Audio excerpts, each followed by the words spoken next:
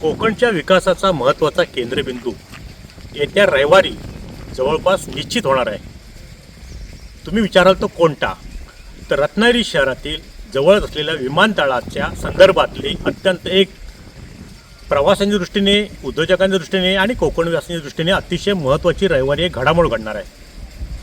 तटरक्षक दल आणि विमान प्राधिकरण यांच्यामध्ये एक सामंजस्य करार होणार आहे उद्याच्या रविवारी, आणि तो होणार आहे सावंत पॅलेसमध्ये.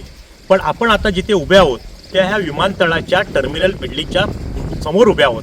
आपल्याला ही दिसते, ही टर्मिनल बिल्डिंग आहे. अत्यंत विमानसेवेच्या दृष्टीने ही महत्त्वाची बिल्डिंग मानली जाते. प्रवासी वर्गासाठी अत्यंत उपयुक्त अशी टर्मिनल बिल्डिंग आहे आणि त्याच्या समोरून असा हा टॅक्सीवे जाणार आहे. जवळजवळ 80% काम आता हे पूर्णत्वाला गेलेलं आहे आणि साधारण 20% काम आता हे बाकी आहे. त्याच्यामध्ये उद्याच्या करारामध्ये एकंदरीतच विमान प्राधिकरण, महाराष्ट्र आणि तटरक्षक दल यांच्यामध्ये जो सामंजस्य करार होणार आहे त्या कराराच्या माध्यमातून येत्या काळातली विमानसेवा सुरू होण्याच्या दृष्टीने हे महत्त्वाचं पाऊल उचललं गेलं आहे. सुमारे जवळजवळ 100 कोटी रुपये खर्च करून इथल्या सगळ्या प्रवाशांच्या विमानसेवेच्या सुविधा उपलब्ध करून दिल्या जाणार आहेत. ज्ञाती कंपनीकडून दर्जेदार काम ह्या ठिकाणी सुरू आहे. पालकमंत्री उदय सामंत यांचं आणि त्यांचे बंधू आमदार भैया सामंत यांचं मोठं योगदान या विमानसेवेच्या सुरू होण्याच्या प्रक्रियेमध्ये महत्त्वाचं ठरणार आहे.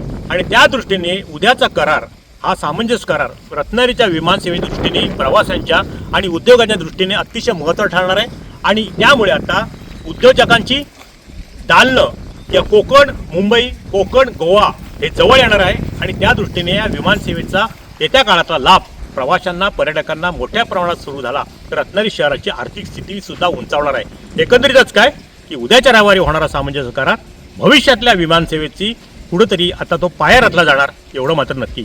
टाइम डिले करता किशोर मोरे, रत्नागिरी. टाइम्स डिजिटलला लाईक करा, शेअर करा, सबस्क्राईब करा आणि बेल आयकॉन दाबायला विसरू नका. Times digital.